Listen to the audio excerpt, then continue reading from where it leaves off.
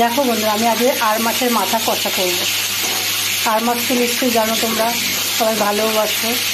আমি একটা মাথা কিনে, এটা কাটা কচুরি বলে। আমি ঠিক ওরকম করে কষা করবো, লাল লাল করে ভেজে নিচ্ছি। এর জন্য একটু রসুন বাটাটা বেশি লাগবে, যেহেতু সামুদ্রিক মাছ হলে একটু রসুন বাটাটা বেশি লাগে। দিয়ে দিলাম আমি। এবার দেব পেঁয়াজ, অনেক পেঁয়াজ।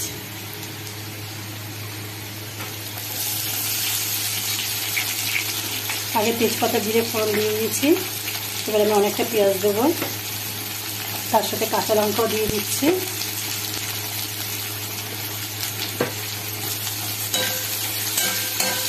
একটু লবণ দিয়ে দেবো। পেঁয়াজের মধ্যেই কাশ্মীরি লঙ্কার গুঁড়োটা দিয়ে দেবো আর হলুদ গুঁড়োটা দিয়ে দেবো।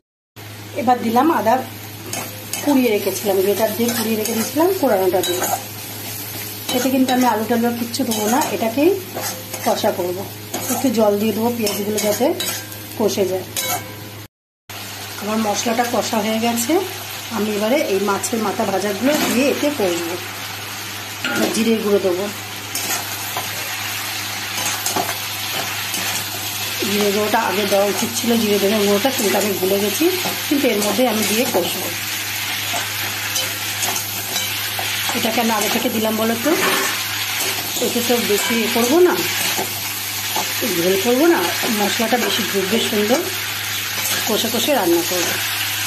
বেশ খানিকটা ধনে জিরে পুরো দিয়ে দিলাম, তার সাথে একটু জল দেবো।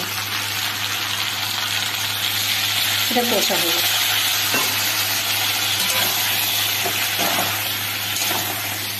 খুব ভালো লাগে এরকম আর মাছ যারা নিয়ে আসো, আর মাছের মাথাগুলো অনেকে রেখে দিয়ে চলে যায়।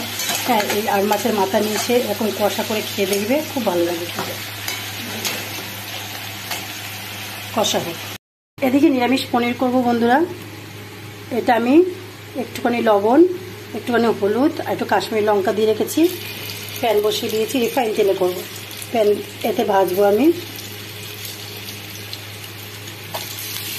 একটু লাল লাল করে পনির ভেজে নিরামিষ তরকারি করলে খুব ভালো লাগে।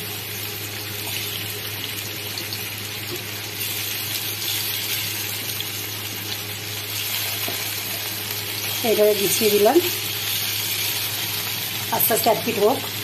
আমার ফুল ফ্যাট ক্রিম পনির, এই পনিরগুলো টেস্ট খুব সুন্দর হয়, আমুলের তো।